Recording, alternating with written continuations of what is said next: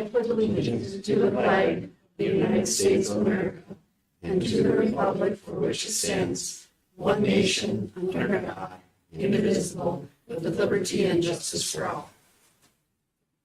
Okay. 3.0, approval of the agenda. Can I have a motion, please? I'll make the motion. Carmel, second. Second. What's that spell? Anybody got any changes or deletions or anything, questions? If not, those in favor of approving the agenda, say aye. Aye. Those opposed, nay. And that passes. Okay, public comment, we have nobody here today. 5.0, motion for that. So moved. Second. Second that. John. All right, any discussion on that? Not those in favor say aye. Aye. Aye. Those opposed, nay. All right, communications report, 6.1, Jim Trula. Well, I'm gonna apologize in advance. It's a long one tonight. So this is for the State High School League membership that we do yearly. Last couple of years, we've kind of done the short version because the school board was the same. Since we have a couple new people, we probably better go through the whole process like we're expected to each year. Scott can comment. Somebody second that. That's really hurtful. So I'm going to start off. This is there's two videos and then the PowerPoint, which will be pretty brief, but the first one is brand new. It's something they want us to show this year, just kind of a different approach to the partnership they want us to have with State High School. So I'll cast, hopefully.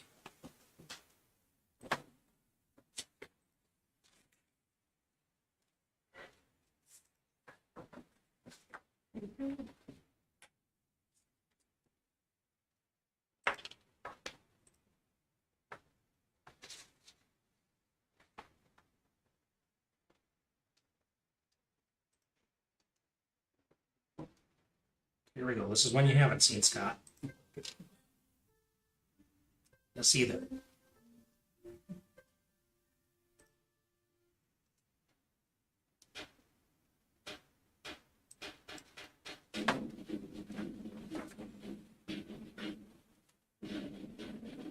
It's all about sportsmanship. Coaches coach, officials officiate, players play, and fans cheer. There's a partnership for looking forward to. It's all around safety, it's all around sportsmanship, it's all around Here's one more. It's a dynamic partnership, more than 600 schools, reaching all communities in order to compete. Our mission is to provide educational opportunities in fine arts and athletics for all students. Everything we do is focused on supporting, growing, and improving our students' experiences through activity. As we move into a new school year, our ongoing work is focused on three main efforts. Our top priority is to promote and support safe, respectful, and inclusive environments for participation and competition. We want all of our high schools to provide activities and events. Okay, that's not the way mine is showing. Harassment and marginalization. Happen there.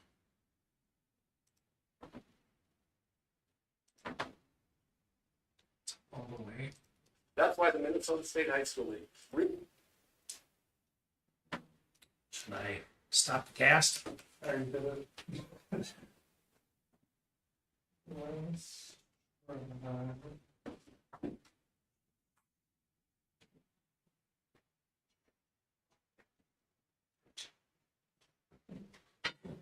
the record, I didn't do that. The words are ridiculous. Video just froze.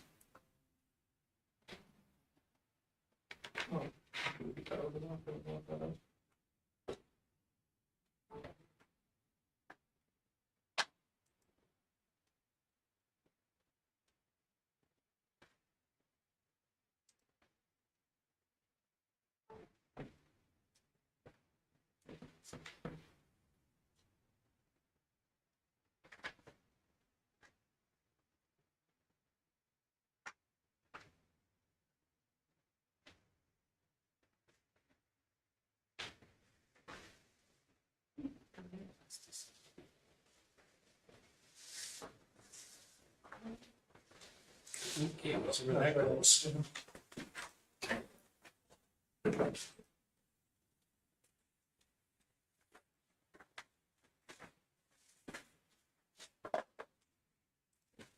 Recently, led a collaborative effort of 7 educational organizations across the state.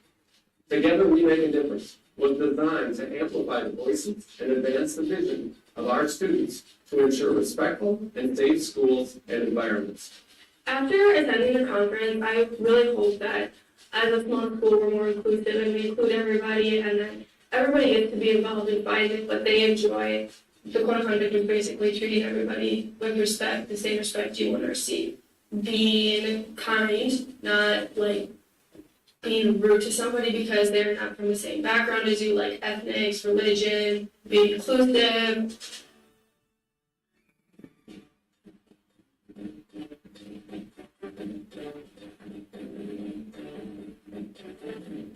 It's important to feel safe because within that you're able to perform the way you want to and you're able to give the results you want to. In my personal opinion, when I'm not comfortable, I'm not giving all I can. Playing in an environment where like you feel comfortable, you feel safe, you're going to be playing at your best because you don't have to worry about other distractions. It takes a team of dedicated adults to provide the kind of programming our students deserve.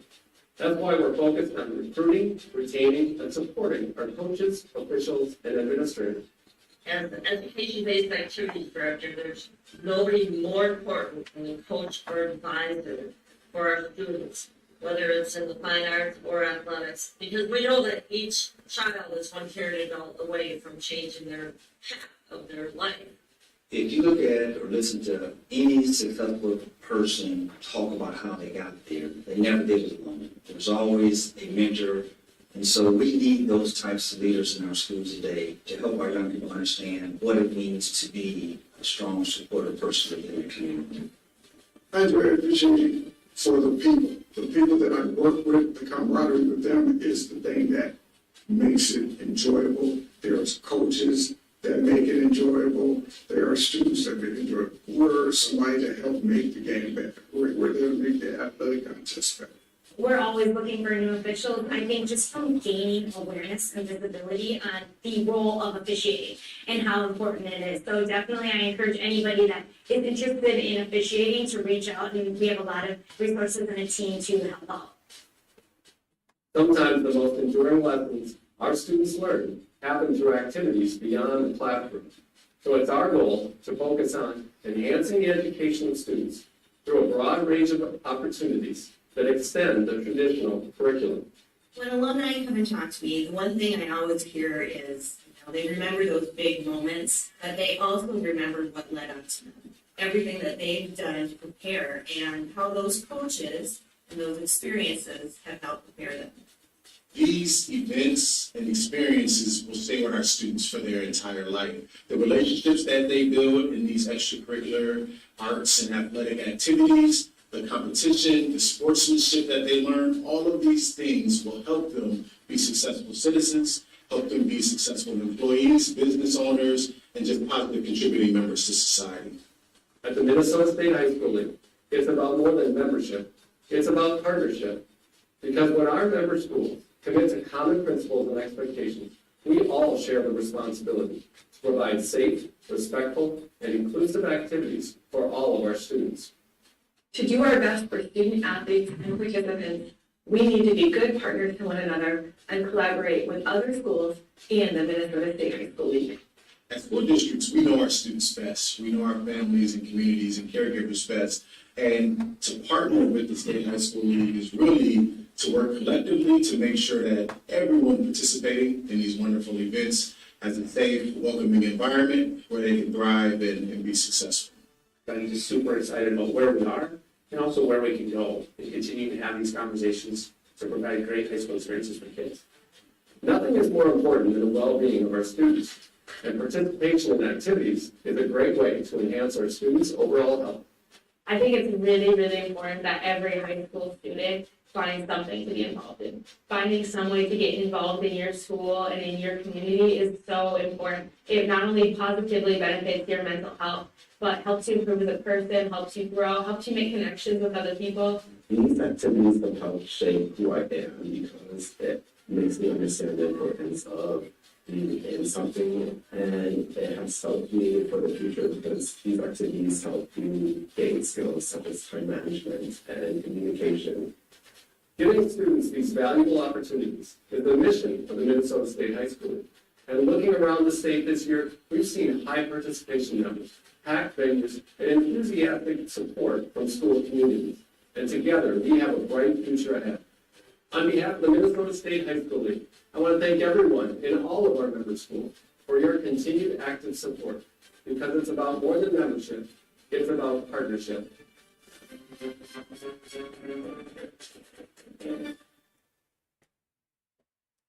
How to escape the heat if you don't have an air conditioner?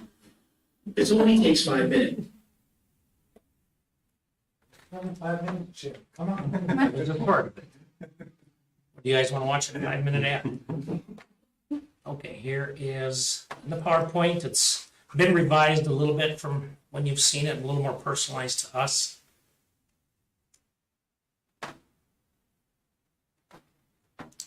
Bear with me.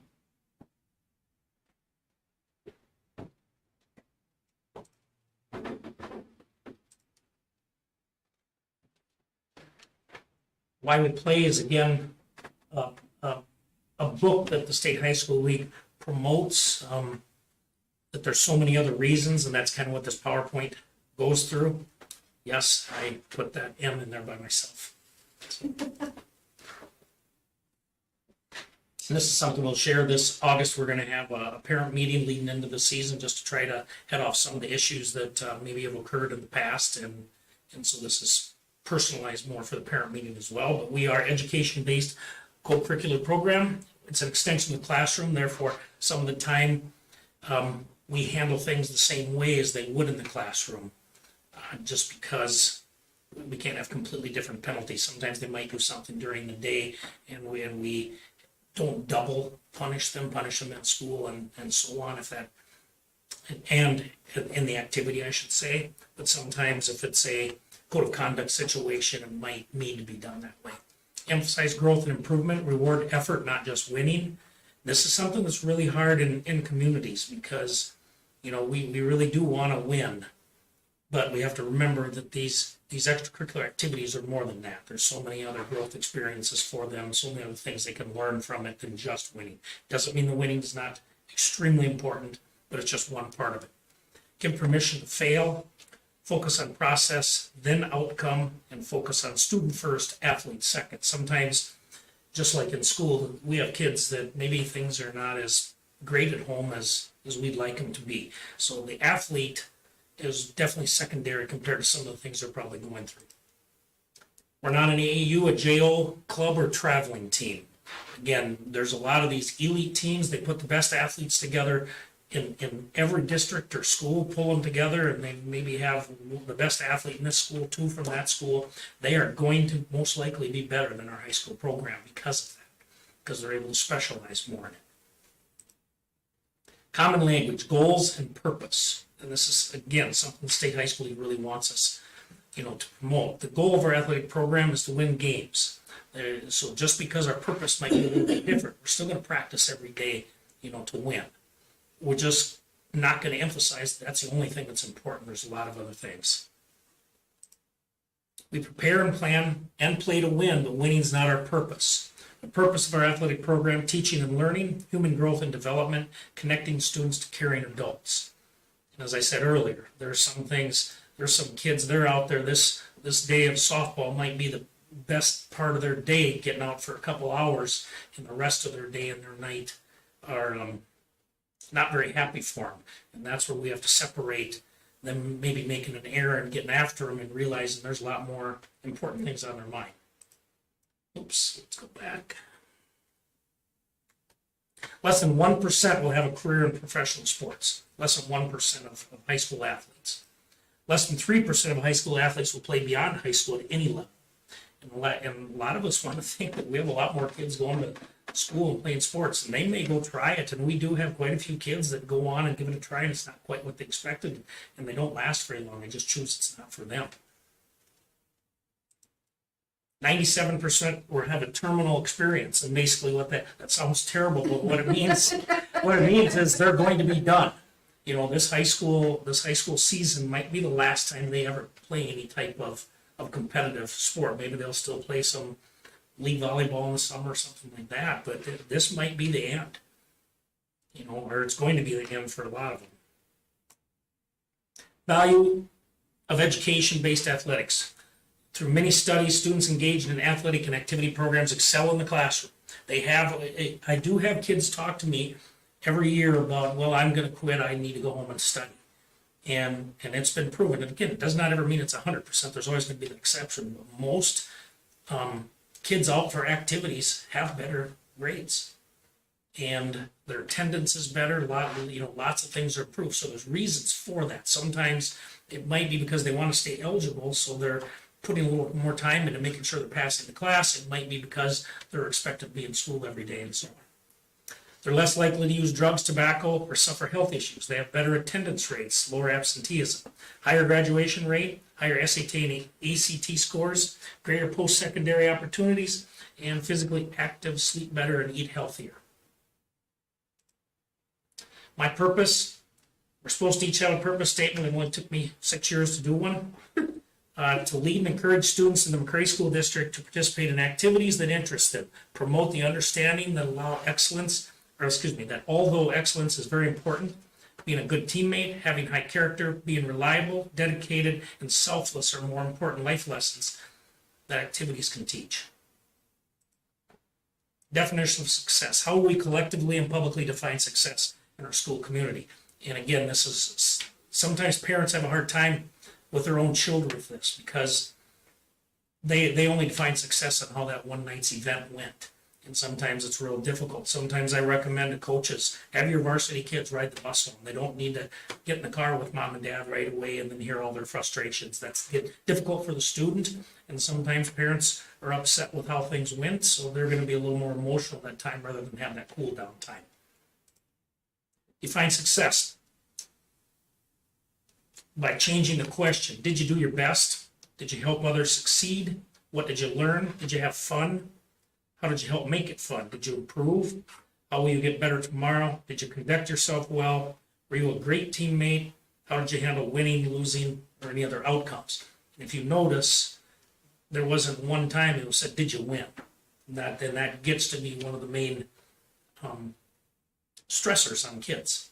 We have kids that I believe don't come out for sports because maybe even in elementary activities and so on, the emphasis was so much about winning that it's just not fun for them. And then end this video with one more slide.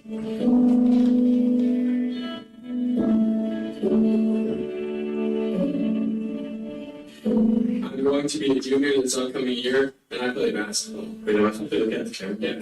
I was like, yeah, where am I going with this? Take two. I play basketball and volleyball. This is so weird. I play baseball and hockey, basketball and baseball. I play basketball and soccer. I play football and I run track.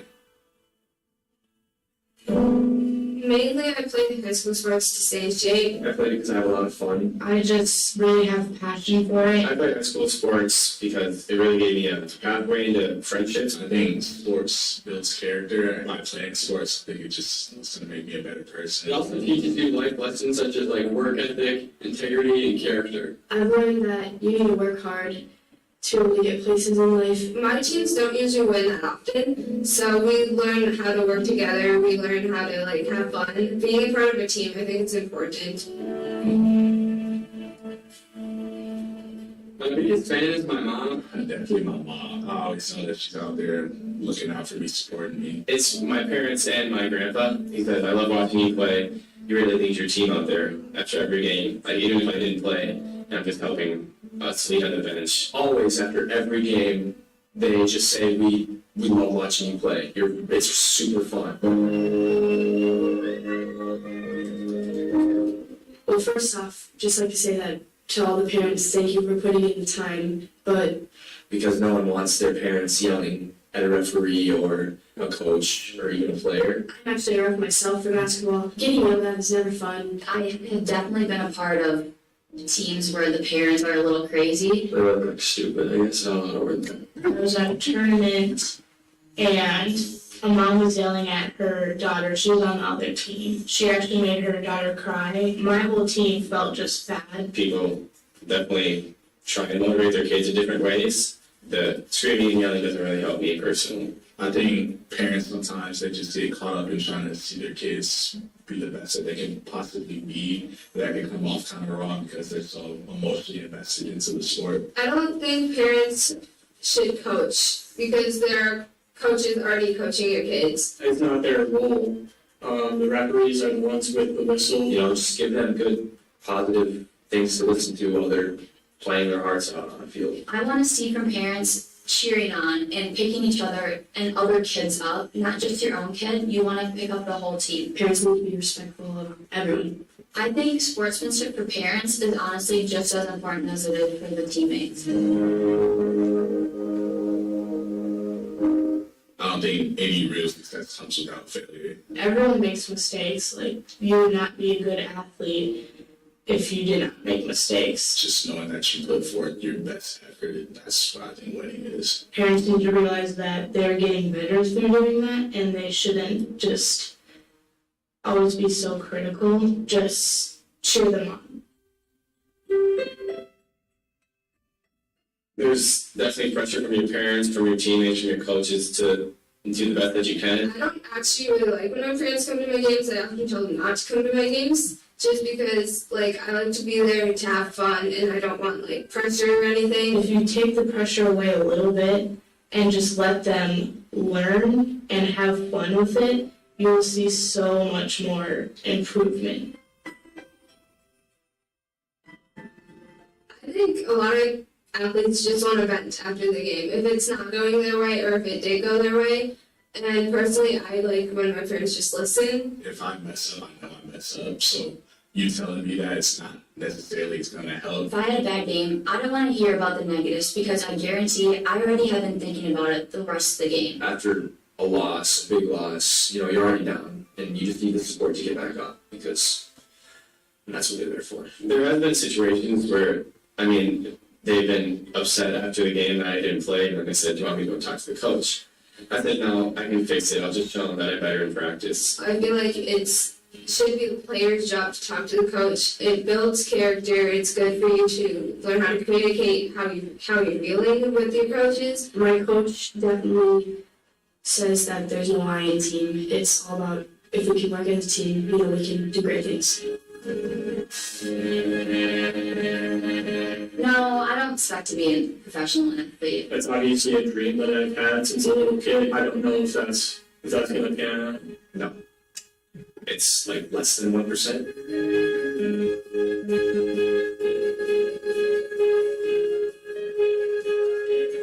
Personally, me, I don't really want to be a pro.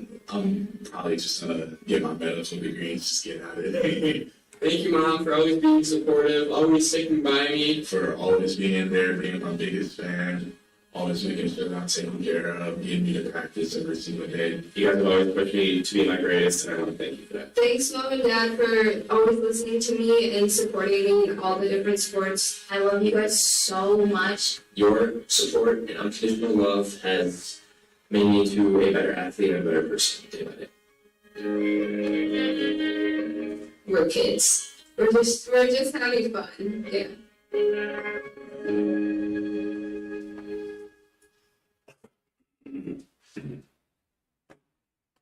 And then the last slide is, this is board approved and it's in our student activity handbook, and I'd like to, I guess, discuss this as kind of a reminder. It gets real easy to not follow this policy, but it makes it really difficult for the coaches and myself. Well, Mr. Wheatley and I kind of cross over once in a while, and it works out pretty well. He'll sometimes have a parent call him and want to complain about something went out of practice or game, and he right away says, okay, this isn't my jurisdiction. Have you talked to the coach? You got to contact Mr. Trulek. I occasionally get parents to call in maybe and have a grade issue or a problem in a class, and that is not my jurisdiction. I tell them immediately, I can't do anything with that. You need to go to Mr. Wheatley. You guys as board members will probably have the same thing. You're gonna have someone that wants to call in and complain, and I think it's really important to remind ourselves that, again, we do have a chain of command. I do not believe the coaches are going to reprimand or penalize a kid. The coaches want to win. So if someone comes and talks to them and questions playing time or anything else, I just do not believe our coaches will do that. So it's really important to remind the chain of command. The athlete's expected to talk to the coach first. If they don't feel comfortable with that, then the parent can make an appointment and meet with that coach. They can contact me. I'll put them in touch by email or cell phone, whichever the coach prefers. I don't give that out without permission. Number 3, if again that did not solve it, then we'll have a meeting and I'll sit in on it in whatever role I need to be. Sometimes that just helps in their own discussion and I don't have to, be real involved. If that doesn't work, then our policy says that Josh would be involved.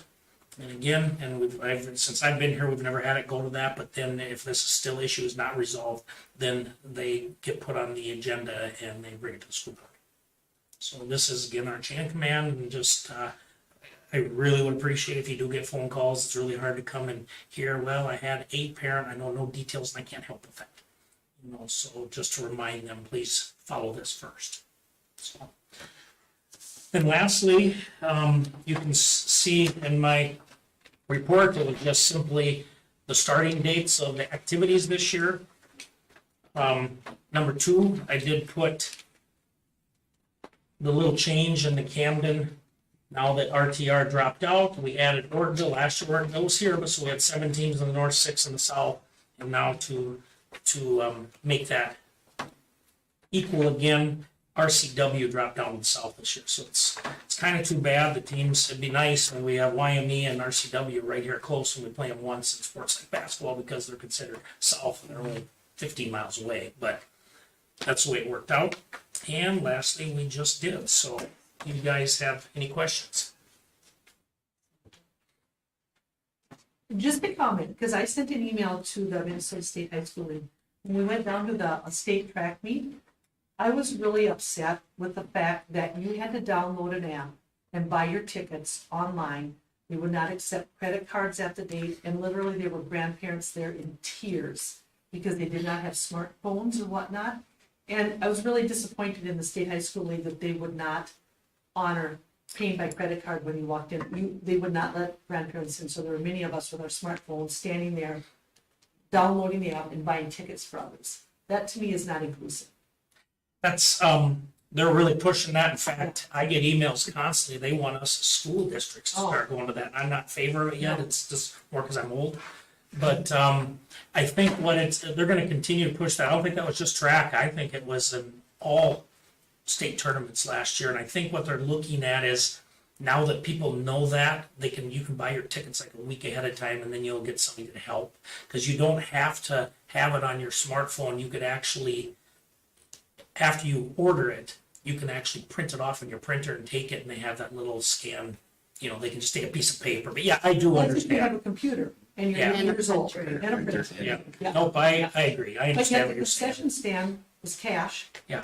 Or credit card. But not to get in. True. So I haven't heard anything don't back from what I said, disagree. no, I didn't think it was appropriate. I did. Every time they send an email, want us to go to it, I'm really happy with cash at this point. Montevideo, if you've noticed, they're doing both when we have our events there. But you can walk in with your smartphone and walk right in, or they have a line to pay cash now for all the section events too. So I know some bigger schools are doing that. All right. Well, thank you. All right, any other questions for Jim?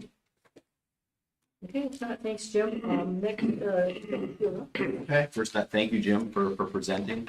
I think in that last slide that Jim showed, there was 5 steps on that communication plan. And I think, can you put that back up by chance? Or is that too late to do? No, I can't. I was still trying to figure out how to get it off the screen. First, the importance of activities and academic clubs and athletics for our kids is super important. it's beyond the school day, but there's so many things that they learn from being involved in those different activities. You don't have to pull it back up, but there were 5 steps in that communication plan. Did you notice what there was a word that was in all 5 of them? This is kind of a quiz. It's up there now.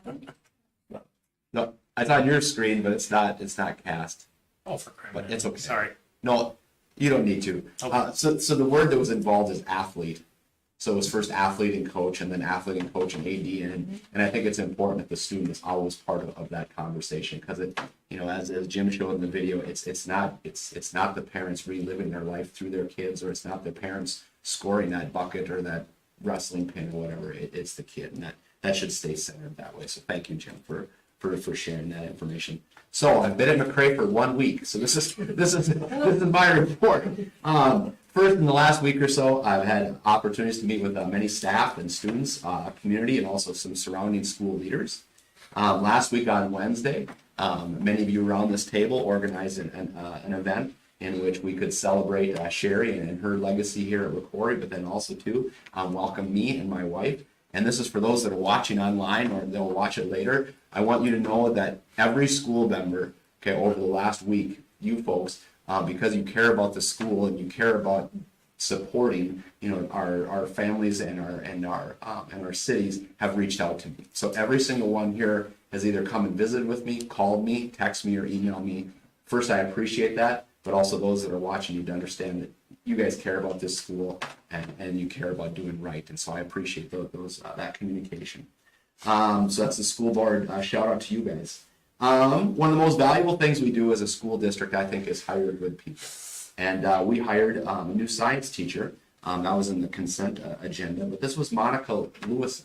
And what I'd like to do going forward is when we have new hires, share just a little bit about this person and why we should be excited about that.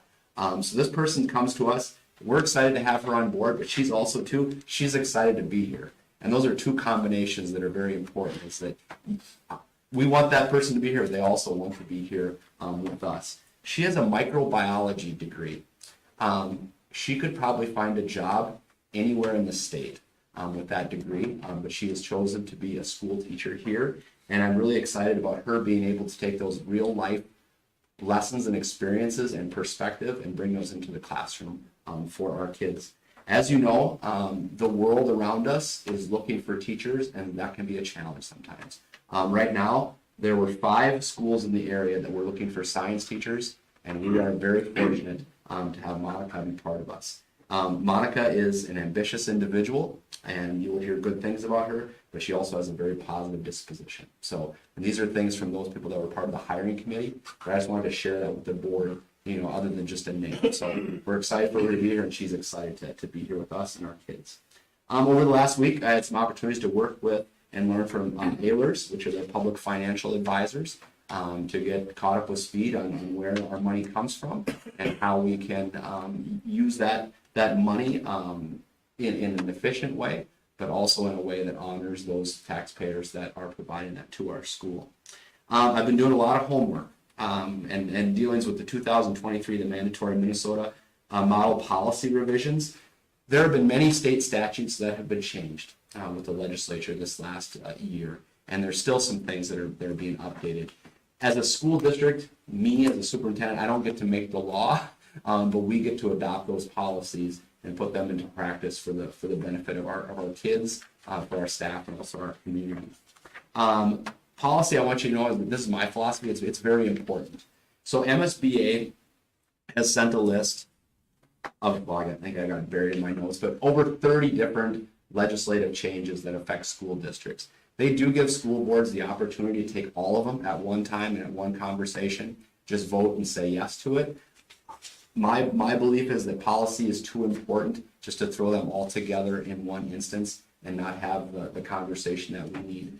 So of those 30 plus, we looked at 10 of them that we're going to have conversation with tonight. We can vote on all 10 of those together, but it's important for those 10. Why did I select those 10 for tonight's school board?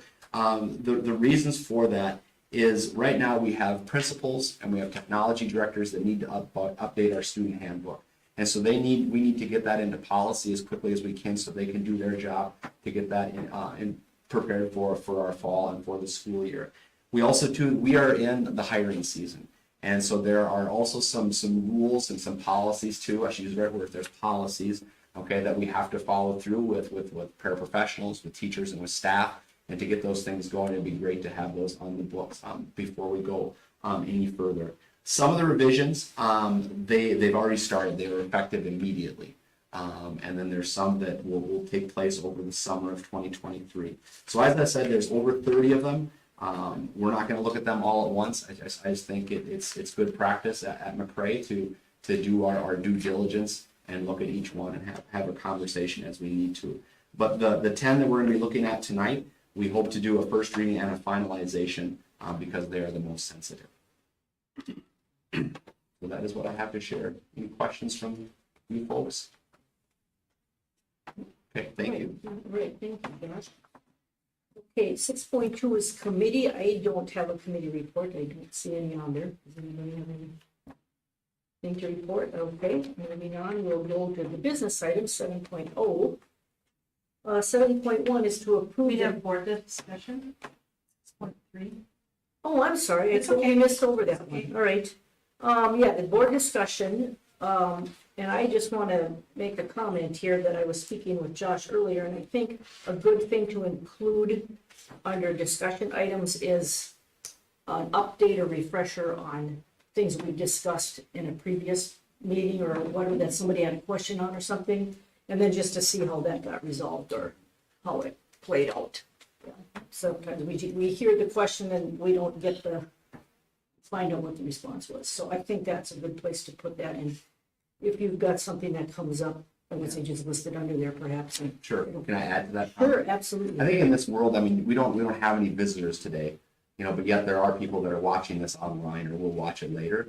And some people didn't watch last month's board meeting to know what where it's coming from or where the conversation is going. So I think just making sure that to know, okay, what we have conversation about tonight, what is that based on? And I think the more we can be prepared with that, I think the more rich conversation we can have. Okay, so did anyone have anything they wanted to bring up? I'd like to bring up the special ed suites again. After we had that conversation last month about that, and Julie, you had gotten a letter from Heidi, and I think a lot of the decisions that were made were based upon that letter that we got from Heidi. Scott, you and I received an email from one of our teachers, and I would hope that we could really give our staff some credence, because I received several emails from several special ed teachers. Heidi has never stepped foot in the SPED suites when one of the teachers have had kids there. So she was really questioning the credibility of the email that was sent from Heidi, and that the space is not adequate. They've tried their best, but they're currently meeting with kids out in the commons area. And that was one thing that was the reason that we built this facility, was so that we didn't have to have that happen, kids meeting out in the hallway. It's happening. I received another email from another staff person saying exactly the same thing. Heidi had never been in her classroom, and she was just really taken back by the comments that were said. I think as a board, we made a decision, but I think as a board, we can always look at things differently, and we can rescind decisions. One of the comments made by the teachers was, don't those kids, our special ed kids, deserve exactly the same thing as other kids have? Their space is not adequate. They have followed process. They have gone, and the ears were hearing or listening and not hearing and whatnot. And I think that we need to have further discussion about this before this activities complex gets too far down the hill. We're spending $6 million. Do we really need that turf? Couldn't we keep the football field over Maynard because it's a beautiful field? We have the bleachers there, and we have a restroom facility there. We don't even have a restroom facility here. And also at the last meeting, correct me if I'm wrong, but didn't we hear multiple times that school districts our size did not have restroom facilities by their athletic complexes, correct?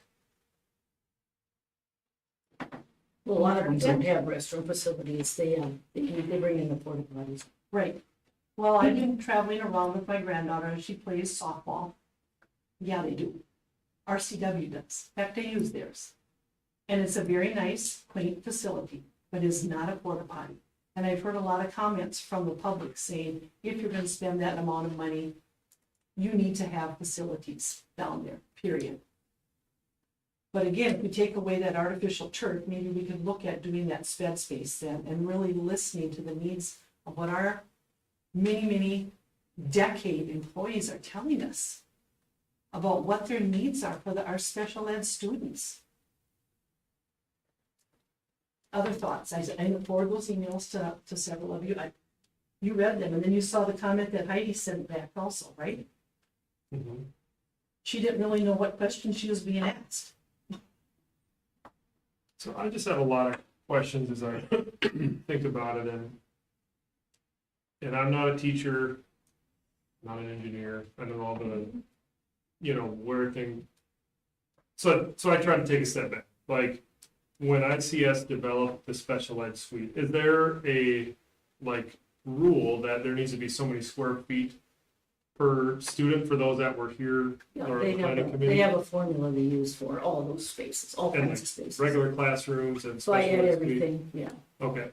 I assume we're in those Mhm. space criteria? And these are just, and these are just what I don't know, like, are we following the suggestions of, how much space are we supposed to have?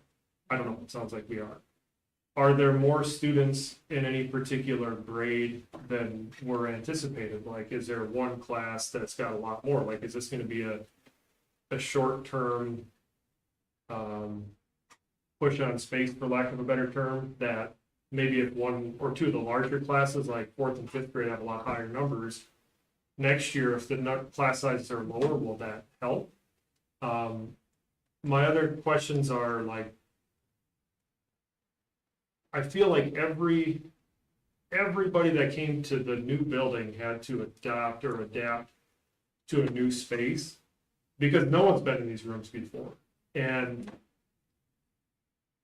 are we finding that, the space, the size is inadequate, or can we use other spaces? Are there other rooms? There's a commons area, is there special ed rooms in the middle school that could be used?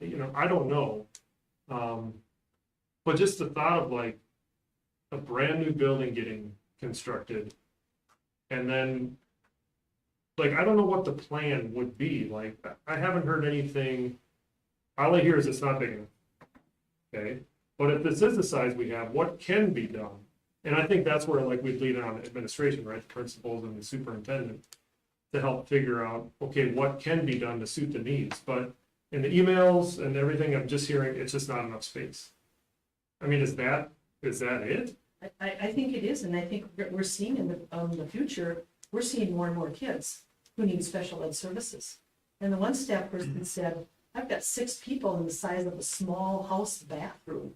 With any house that you build too, you let the architects and the engineers take over, they're gonna give you a kitchen. But as me, if it's my kitchen, I know how I want it set up with my functionality. And I just think that the staff really did a good job about explaining what they needed, the space, how it should be laid out, and it shouldn't be laid out based upon new modern standards. It's about what's practical and what's functional. That happened even before the building it could have changed. It could have changed, and they were not heard. And it wasn't just one staff, it was a lot of special ed staff. They showed concerns from the get-go about that, and nothing changed. I just think that we have to value the staff that we have. They know what's working and not working. We should not be teaching kids out in commons areas where people are going to lockers and whatnot. That's not okay. That's what we had before, and that's what we got rid of, because we were gonna come to this new building, but we're not listening. We're not hearing our staff for what they need, but yet we're willing to put all this money into artificial turf, but not meet the needs of our special ed students. I will bring this up at every meeting because I just think their voice is not being heard. And it shouldn't be the administration, it needs to be the conversations with the staff that are in that space. What would work? What do they need? Right. They need more space. Those emails were clear. 33 kids, the one said, 33 kids in that space.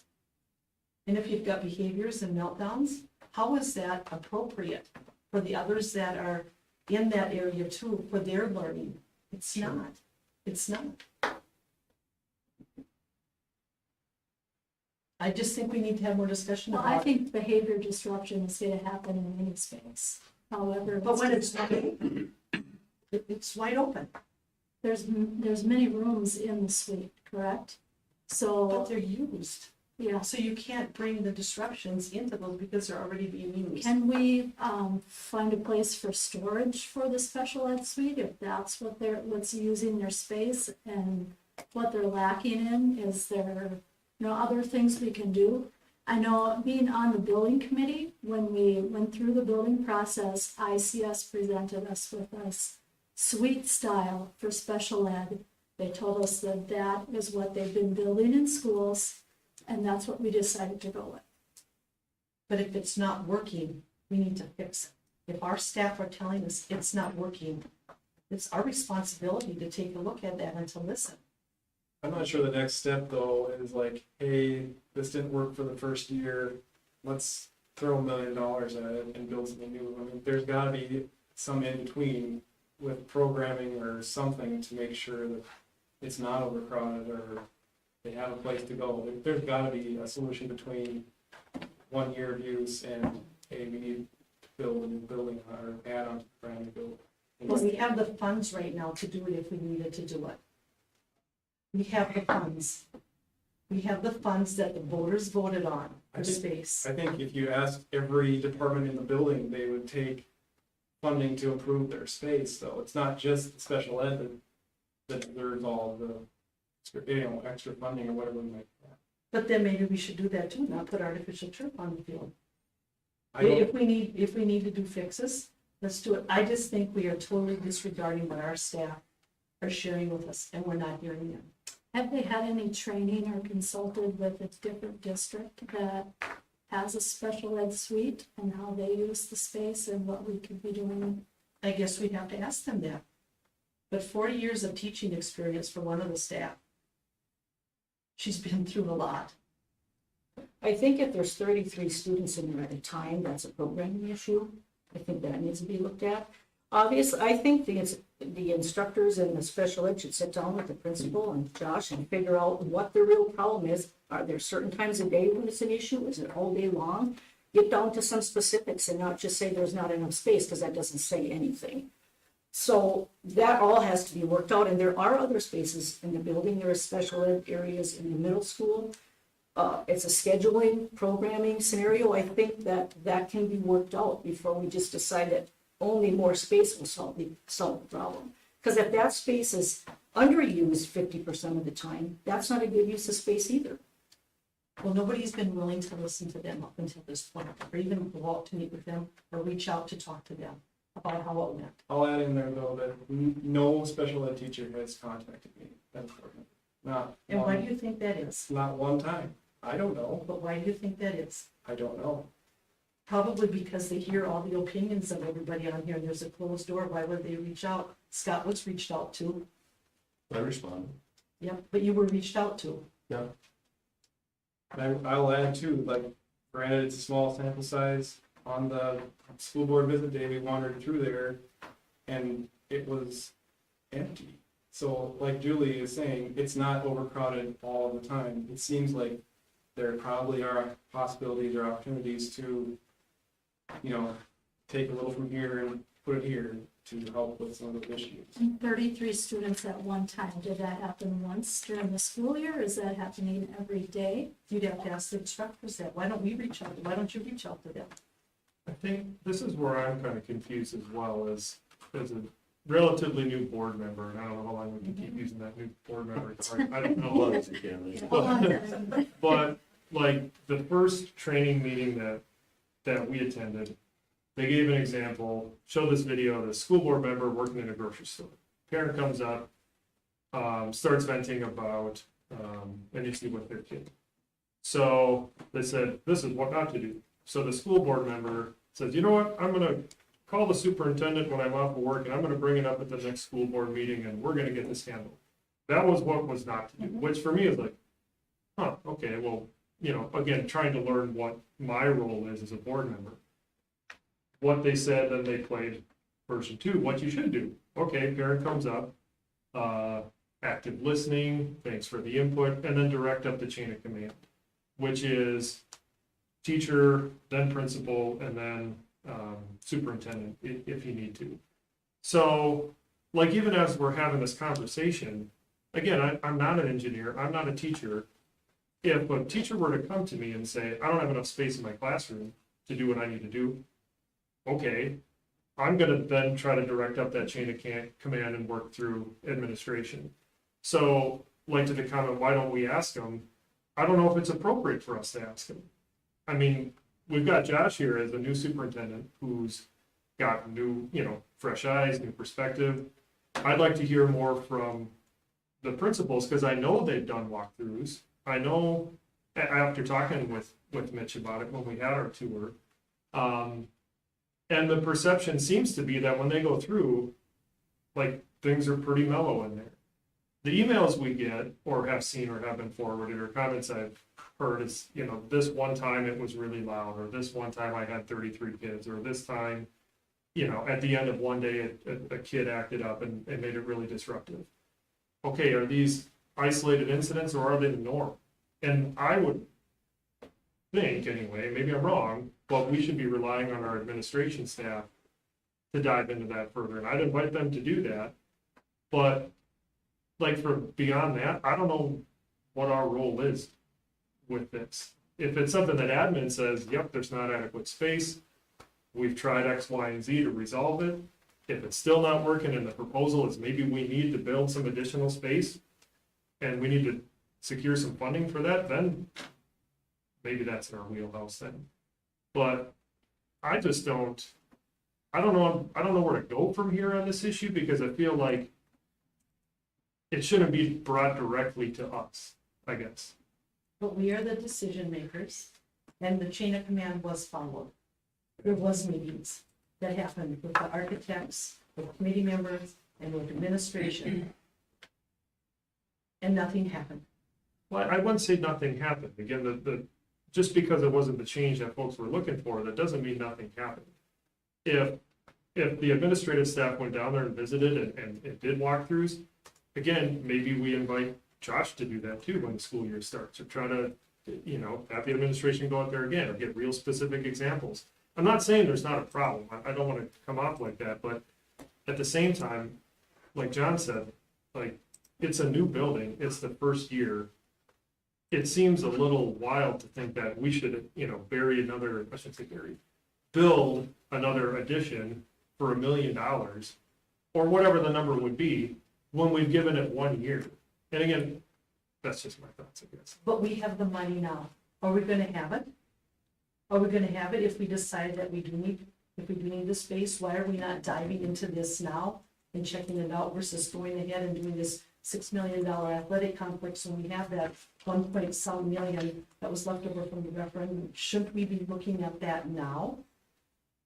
Because what if we decide that we do need it? Then what? Isn't that leftover money not able to be used for something like that? I thought that was brought up at one point, the leftover dollars. No, it needs to review and comment. Yeah, it can be used for any new construction. Okay. As long as it was in the scope of the review and comment. Well, then I'd like to ask that the administration look into that. I think the chain of command is really important here. I think we have to get the people who are working with this figuring out some solutions, because this is, it needs to come down from that point and work its way up, like it should. And I will say that we were on the POC committee, and we did take input a second and third time from the special ed teachers, whoever was input. They even gave us some diagrams of things they wanted to do, and we took it back to the architects, and they came back with 2 or 3 options that we showed to the group, and they chose one. Yep, and they chose one. So, it's not fair to say that they were ignored, because time was spent on doing some redesign there and offering them some options. So the 3 options, they picked the best of the worst, basically, because I was at those meetings too, and they didn't really care for any of them, but they picked the one that was the best, so.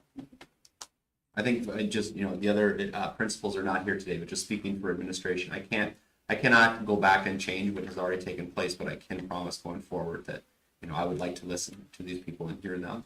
And I do believe that there is a difference between just hearing and listening. anybody that has ears can probably hear, but I do want to listen too. So, those that are watching, I do want to listen. And then also too, Debbie, I think it's important to continue to look out for some of our most challenging students, and most needy students too. That's a very important role. So thank you for bringing that to our attention. And then just again with the facilities down there, there are other districts our size that have permanent facilities. And I took offense to the fact that it's going to get vandalized. What does that say about what they think about our communities? I don't think that was appropriate. And I think that if we're going to have a facility down there, again, I've heard a lot of comments from the community members. We need to have a facility down there and not porta potties, period. I noticed I was gonna use the restrooms at the bleacher for Prairie Fest this last weekend, and they were closed with signs on them from the city that they were closed due to repeat vandalism. Yeah.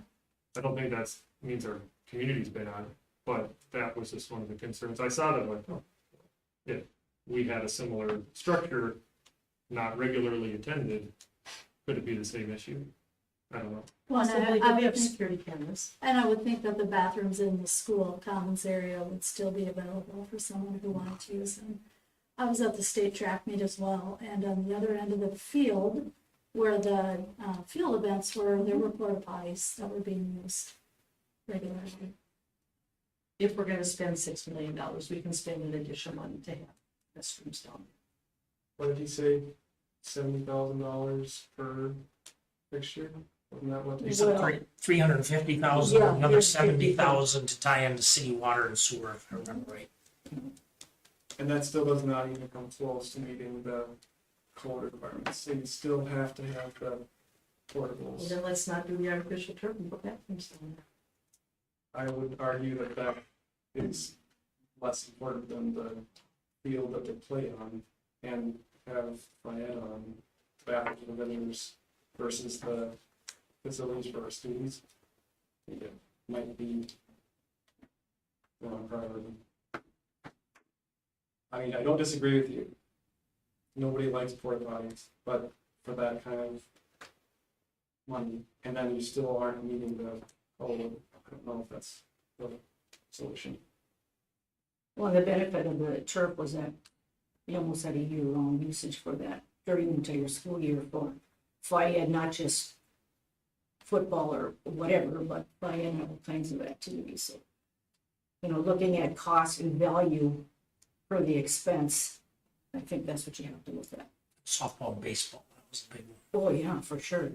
Getting out there in the spring. So. The turf will benefit many, many students as well. I have seen different facilities that have not the blue standard porta potty, but more of like a truck trailer kind of thing that has heat, has, a few extras like that, but still fully contained. That maybe would be something to look into. We did get that a few years over in Maynard. Yeah. That would be a compromise that would be, suitable. Just sharing what I've heard. Okay, anything else on the item 6 discussion? Okay, if not, we'll go to 7.0 business items. And 7.1 is to approve the 10-year LTFM plan. And I think we've got that chart in here, Kim. And remember, that's all going to change with all the funding mechanisms for this. Right. I know it's kind of estimate that we put Yeah. in there. And with the building age change, that's gonna throw this all off too. I tried to adjust it slightly, but I don't have the exact numbers yet, so. Okay, but we have to approve it now because of the debt. There's a deadline. with Yep, it? July 31st. Okay. Does anyone have any questions or thoughts about that LTFM plan? The stuff we do every year, the numbers just change. Yeah, I tried to estimate about what the increase has been over the last few years. All right, if there's no other discussion about that or questions, I need a motion then to approve the LTFM 10-year plan as presented. I'll make that motion. Scott, all right, a second. I'll second. Who said that? Mark? Okay. Those in favor say aye. Aye. Those opposed, nay. Motion carries. All right, 7.2 is approve raising the behind the wheel fees. Is that $225 or? You're not raising them by $225? No, okay. Want me to briefly explain? Sure, yeah. Well, I think when I first started, which I think I'm in my 20th year, I think we were at $175. And then we went to 200 well over a decade ago. I mean, I can't give a date, but it's been as far back as I remember, $200. It's about as cheap as it gets, and I don't want to say the school loses money on it, but I would say they don't make any money, and the board's reason in the past is they really weren't in it to make money. They wanted to provide this good service for the kids. We're still really fortunate that the kids can take the classroom in school or during the school day for credit. They get way more. The night classes are 3 10-hour classes. So that's wrong. 10 3-hour classes. Yeah, that'd be a long day. And so they get 30 hours. Our kids get about 65 hours, and again in 50-minute increments. So again, a lot more likely they're going to retain information. We're really struggling to have behind the wheel instructors. We lost 2 instructors this year, which is a problem. And this is an area-wide thing. Wilmer schools last year put it back in their school day now, or during their school day, because they can't find anybody to teach it. A friend of mine is going to help out in August, and he was the longtime teacher at Wilmer. He does all the behind the wheel for Lackapato Valley, Dawson, Boyd, and KMS, and still a lot of Wilmer kids go there to him. So Mr. Anderson is no longer teaching behind the wheel for us, and then Mr. Perry just had his last day June 30th. He chose not to renew his license and move on, and I just want to thank him for all the years of help with that. He's done a wonderful job. But for me, I've been trying to kind of get myself out of it a little bit because the AD job, it consumes me in the summer too, and now all of a sudden we're down to just Mr. Carlson and myself. So we're trying to recruit. I've had a request that they want to try to ask for an increase in pay, and our numbers are just so low at $200. So that's why I'd like to move ours just a small increase up to $225 for our students, and kind of follow what KMS and some of the other schools do. If they take their classroom elsewhere, charge them $250. That would be kind of a perk for them to take the classroom here for us. So just a little idea. Benson charges 110 classroom, 240. I'll just give you the behind the wheel and then the total. $240, 310 total. Dawson Boyd 250, 375 total. Lackapato 300 total. Don't split it. Let's see. Minneota's at 125 and 220. RCW 140 and 240. Wilmer's 300 and 100, so 400 total. Miami is at 320 total, just for some of the other local schools. So us at $200, we're extremely cheap.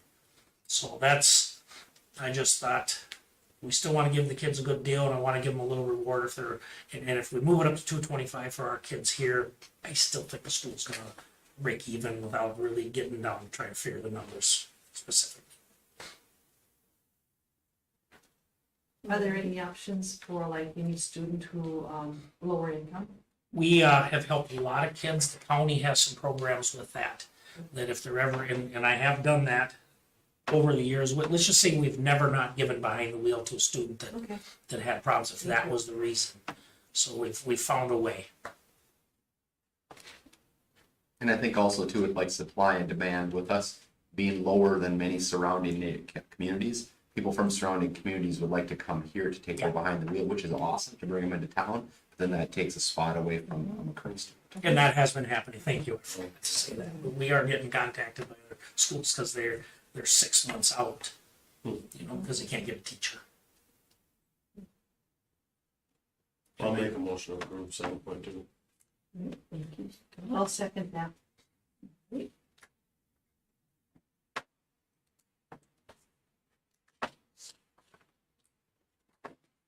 Okay, so the plan would be to make sure that all of the grade kids get first dibs at the slots and then whatever's left over.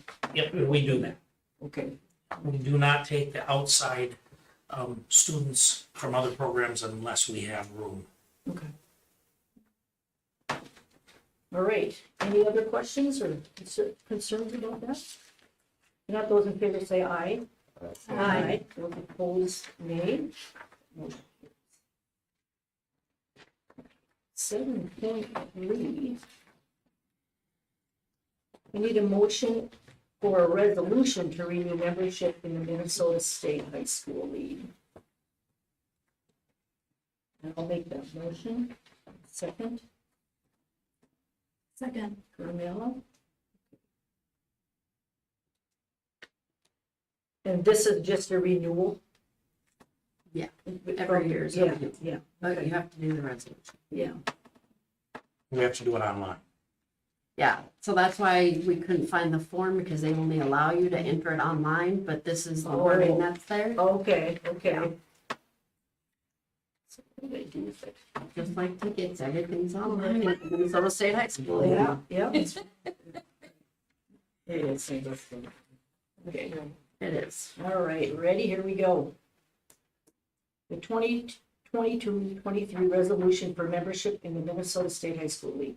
Resolved that the governing board of McRae Schools, Independent School District number 2180, County of Chippewa, State of Minnesota, delegates the control, supervision, and regulation of interscholastic athletic and fine arts events to the Minnesota State High School League, and so hereby certifies the State Commissioner of Education as provided for by Minnesota statutes.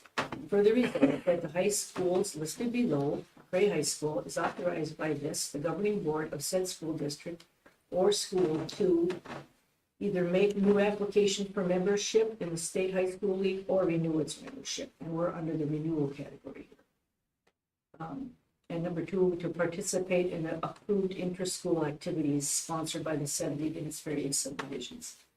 Further resolved that this governing board hereby adopts the Constitution, bylaws, rules, and regulations of said league and all amendments thereto as the same as are published in the latest edition of the league's official handbook, on file at the office of the school district or school, or as appears on the league's website, as the minimum standards governing participation in said league-sponsored activities, and that the administration and responsibility for determining student eligibility and for the supervision of such activities are assigned to the official representatives identified by this governing board. Citing the resolution for membership affirms that this governing body has viewed the Why We Play training video, which defines the purpose and value of education-based athletic and activity programs and assists school communities in communicating a shared common language.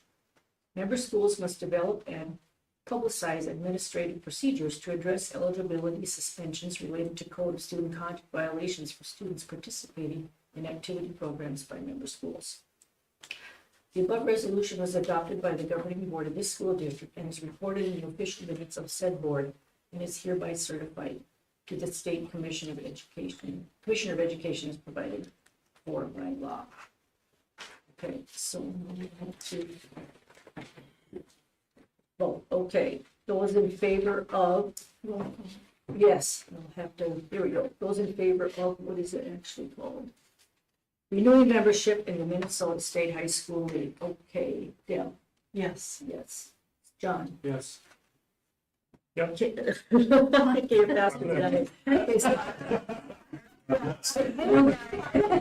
With you for some reason. Okay, yes, Carmella? Yes. And I yes as well, so that motion carries. Or it's passed and adopted, it should say, the resolution's passed. Okay. Carmel was our board officer last year. Are we just gonna keep her the same? Keep it the same? Yeah, that's Was fine. that, are you with that, Carmella? Yep, Okay. I saw you had my name on there. Yeah, I saw that too. Didn't remember why, but okay. All right. That was 7.4. I need a motion to approve the following changes to the signature authorizations, replacing Kathy Schuler with Timothy Beesman on accounts payable and student activities. So moved. All right, Deb? I'll second. John? Any questions on that?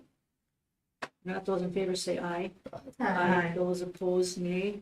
Okay, that motion carries. 7.5 is to approve Josh Austin as the identified official with authority. Need a motion. I'll make that motion. Carmel, I'll second it. okay, that's just the official paperwork. Those in favor say aye. Aye. Those opposed, nay. Okay, motion carries. Okay, 7.6, a motion to approve the MREA membership renewal. I'll make that motion. Carmel, a second. I'll second it. Again, that's just membership renewal of an organization. Those in favor say aye. Aye. Those opposed, nay. Motion carries. Okay, 7.7 is a motion to approve policy 522, or update, to approve updating policy 522, which is the Title IX sex non-discrimination, by replacing Sherry Broderius with Josh Austin. Scott, okay, a second. I'll second it. Those in favor say aye. Aye. Those opposed, nay. That carries. 7.8. Okay, this is all of these policies. So, let me get a motion first, and then we'll do some discussion on that. I'll make a motion. Scott, and a second? I'll second it. Deb, okay. These are all the policies, and Kim, you've gone through and made the marks in red that are new. Yep, it comes like that. And then today, and when we were double checking on, we came across a couple changes. You and I Okay. both have notes on that. Okay. So, there's one place where I was the. One is under 425, I believe, for Yep. staff development and mentoring. Okay. Do they have theirs in blue too? Yep, theirs is in blue, so that one wasn't one you and I changed today. It was, sorry. The one with the overdose medication was one of them. To ask them to add Laura. Yeah, I forgot to add in our school nurse as the coordinator for that, Oh, so I okay. just had to throw that in there. Okay. Okay, so that was the only change there. And then the wording of 534 with school meals amendment. Yes, school meals amendment, we had to choose an option. And after we looked at that, we chose the first option and just updated that part with what we've already been doing. So you can see that. Okay, so all of Option one. Yeah, option. Yeah, option one, and then I also added, we also allow the students to pay for things with cash. So if they have a resource, Okay. Yeah. they could, they wouldn't go, they would not go in the hole. Right. So then they're getting a breakfast and the one lunch One breakfast, one as lunch. part of the state Yeah. sponsored program. So this is for second lunches Yeah. or a la carte or Anything something like that. additional. Okay. Yeah. Okay. And just so you're aware, this is kind of shocking to all of us when we found this out, but if a student gets their free lunch, but they're really hungry, or they want to get another lunch to have, after school or whatever, we have to charge them the adult prices for the second lunch. And that's the law, that's rule, which, I was just gonna ask what the Is- cost of that second. well, we haven't gotten the official word yet because that's determined by the government. Okay. The federal government, the USDA does that, but I think last year, it was over $4 for an adult lunch. So Same with the breakfast. breakfast is quite a bit higher, it's $2.80 something, I think it was, I can't remember exactly, and it'll go up a little bit again this year. The entrees, like if we have hamburgers and they just want to get a second hamburger, then we can set the prices on just the hamburger, but if they get 2 full meals, then we have to charge them a full. Oh, okay. Just so, if anybody says anything, you already, you know that. Okay, so do they, for the à la carte, can families still pay and bank money for that? Like a Okay. glove and account. Okay, okay. Yep. So the other options that were in there from MSBA, allowed school districts to allow, a student to go a certain amount of money, in the hole. Right. And that just catches families off guard. It's probably just best to limit it. If there's not money there, don't go into the hole. So I'm wondering under 3B, where it says insert amount and insert number, Yeah. that's not filled in, and also It's- 4C. It is -5. The way that the red line is under 3B, there's a 5 there right next to the OR Oh, in the packet that I printed for you. yeah. Oh, then I was. Yep, printed I had it, I was getting to that next, that was the next thing I was gonna point out, that's been our policy now. Would they get warning letters when they get closer to 0? But for sure, when they're at -5, it starts going out every week, they're getting an email that they're in the hole that much. Then I'm also wondering under 4A, is that last sentence still applicable? Families may be encouraged. Yes. But the meals are free. Right, but there are other benefits, so I know, I agree, I think it's Because it doesn't ridiculous. make sense, because it talks about the families to resolve unpaid charges to have them apply for free and reduced meals. It doesn't talk about the other benefits. Right, but that's what the policy still says. So I the know. free and reduced meals don't apply to second meals? No. Okay, okay. No, No. but it's in reference to unpaid charges is what it's under, so that doesn't make sense. Right. It doesn't. Okay, there we go. That is a- Yep. it's- Sorry. That's not on, there's other things that school district will use that free and reduced Oh, yeah. things for besides food. I mean, actually, that's probably not what it's called. It's not called free and reduced, it's called another name, but. Our enrollment right now. Yeah. Doesn't that count higher under enrollment if you have more free and reduced? Yeah, there's different things and with technology availability for checkout and leasing and there's lots of. For grant purposes?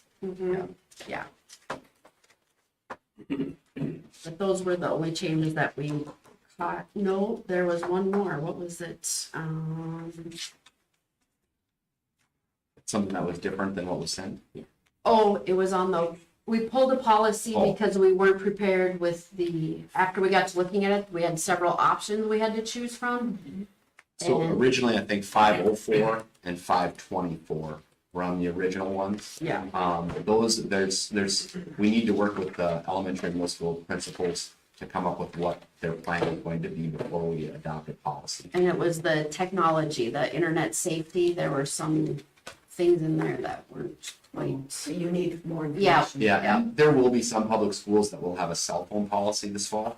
Yeah. But we can't make that decision about whether middle school is going to be the same as high school and whether or not, what that means. And that was the big catch. It was in red, so I just, when I was going through finding these, it was red, so I thought, okay, yep, add that in, we had talked about it. Well, then when I was reading it closer, there wasn't a statute change. That was something MSBA did from requests from a lot of school districts to have some language about cell phones. So then it's like, whoa, if that's not statute, that's a big hot topic and we need to double check this. So that's why that one was pulled. It'll be in probably August. That was one other question I had. You said there were 30 new policy. Yeah, close to 30, yeah. Are we just shooting for 10 a month here or? So this is the newsletter from June. And so they have, this whole front and back is different state statute policy changes that they've done. And I just went through, with Kim's help and others in the office looking to see what is the most pertinent ones that we need to get taken care of, soon. Some can be adjusted later. Yeah. So all these will be in the new or some of these will be in the new handbook. They'll have to be in the, Yeah. that's why we gotta get after it, those, yeah. So I have a couple comments about two other ones. Okay. Yeah. 516.5, the overdose medication, and this is just semantics, but it's gonna be our policy. Yep. Under 4A, instead of saying each school site and each school building, can't we just say school building? Nope, that's That's state. state. That's in the statute. I know, because we questioned That's a that great too. question though, because, from the legislator's point of view, they don't look at school like one building and say, okay, this is a different house, this is a different house. They just think this is a building. Okay. Okay, and this is a site. So, yeah. So we would have two, of the Narcan or whatever the generic Okay. version would be here. Okay. What's really nice about the overdose, the 2.6 or the 516 policy is that it first, there is an opioid epidemic or opioid issue across our country, and to have that availability to save a staff or a child's life is wonderful. To have that available and not have to go looking into to the county or to someone else to find this product. It also too really gives the school district some confidence and some backing, knowing that if they administer this drug, that they're being supported and nobody's going to come back to them and say you made the wrong decision. They're protected. So this is good for kids. It also protects schools. So then under the bullying, 1, 2, 5, 14, and maybe this is a state statute, but under 4B, again, building supervisor of each building or available in the office. If we can't get rid of each building, live with that, but I'm wondering if we should also put C attachment for a form that we've developed. Because it alludes to fill out the use of the report form available from the principal, but can't we attach it to the policy? Yeah, and it is online. Okay, but Yep. I just thought we could put in parentheses C attachment then. It should be attached to the policy. And then under 5A, it says within 3 days of receipt of the complaint, and I think we should define calendar or working days. Because if it's calendar days and it happens on a Friday, Saturday, Sunday, Monday, we don't have school. You've got 3 days. Say which one is that? Sorry, say that again. 5A. 5A? Yeah. It's 3 school days. Because, yeah, we could get caught. I mean, if we're gonna have the policy, we gotta follow it, so, where do we? So if we do calendar days and something comes up on Friday, then it's Saturday, Sunday, Right. Monday, we don't have school, okay? If it happens on Friday and we do a working day, then it's Monday, Tuesday, Wednesday, which is almost a week. So I was gonna suggest, are we bound by the 3 days? Could we do 2 school scheduled days? So if it happened on a Friday, Tuesday, Wednesday would be the last day that we could have it. I think this is state statute that we have to go with 3 days. And I think that it's gray. So then how do we hold our staff accountable to making this happen? I agree. That is a concern. So That would maybe be we come can down ask. to- Yeah, that certainly can. Just thinking that could potentially drag it out longer too.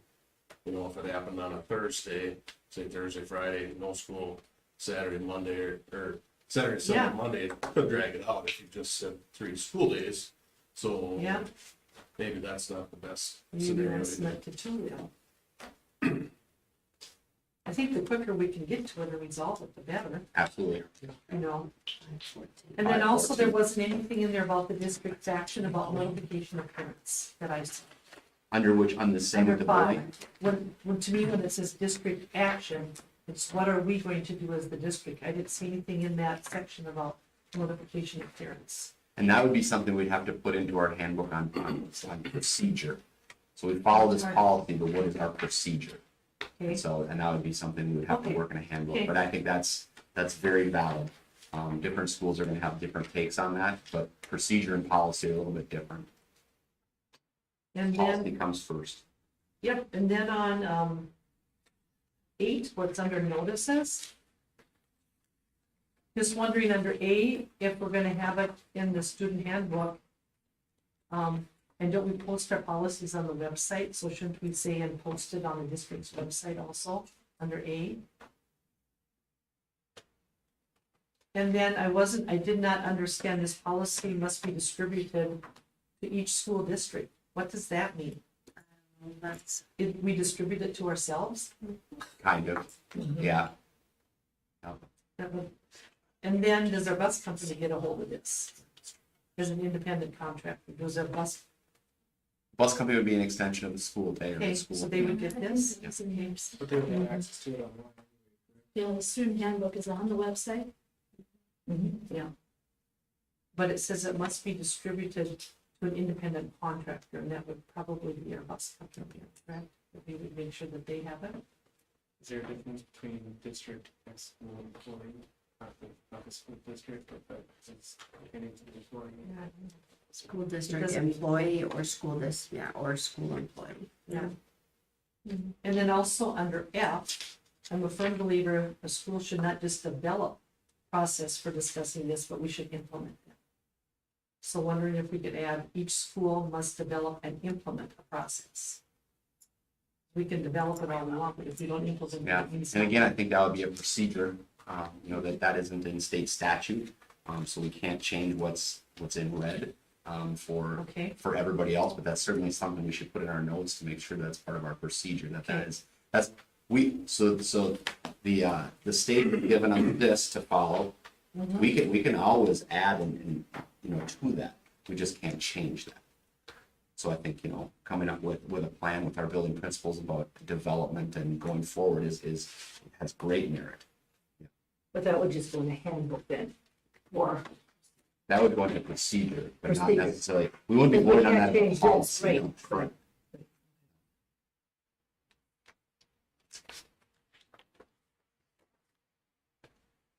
That's all. Yeah, it seems redundant to say this policy must be distributed to each school district. The only reason you're doing it is because it's a school district policy. Well, I suppose like St. Cloud, they have a district building, so all those district employees aren't necessarily in a school building, so maybe district employee and school employee Yeah. could be. So that says, if it said school district employee or school employee, you'd probably. Right. Yeah. Yeah. It's just But they're where they meaning, put the but- or, yeah. yeah. No, those are great comments.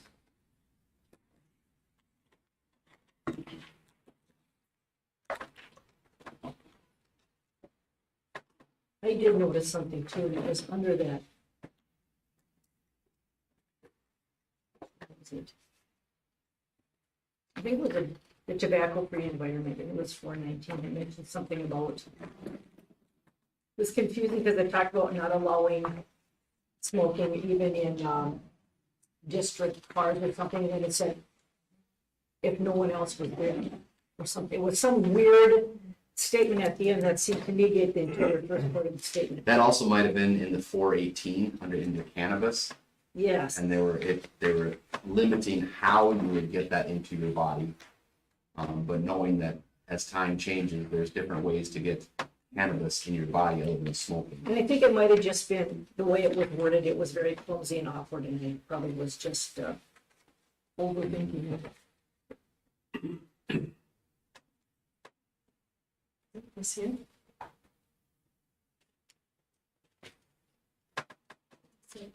If more than one person is Similar to present. that at the very end. Place. Yeah, what's the, what's the second page of the one? Let's see, I forgot to write it down.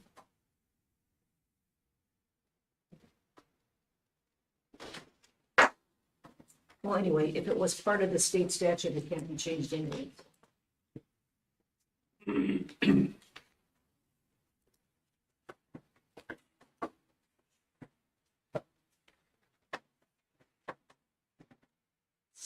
There was one thing about the tobacco use, or it was about Native Americans being able to carry a small amount for some sort of ritual. Ceremonial, yep. Do we have any of that population in our current student body? Not that I'm aware of. I don't know. I don't have a lot of I thought maybe access that- with student things. And I don't know what define, if they're going, some tribes, if you're a 16th, they pull you in, if you're not, or in some cases, it's, the farther you move, the less you are accepted, so I don't know if that defines that in this. I think this has come to the legislature around graduation time, when some Native Americans have, it's part of their religion, their ritual to carry that tobacco pouch with them as they walk across stage and stuff like that. Well, that is tobacco and that is in school and that has been limited. And so this opens the door for those folks to participate. Yeah, and it says a person who is a member of an Indian tribe as defined under Minnesota law. Can't believe they use the word Indian. Oh. For years, it's Native American, and now. Right. It's probably never gonna be a problem here, just the fact that we have to do that, but, oh, I didn't even realize.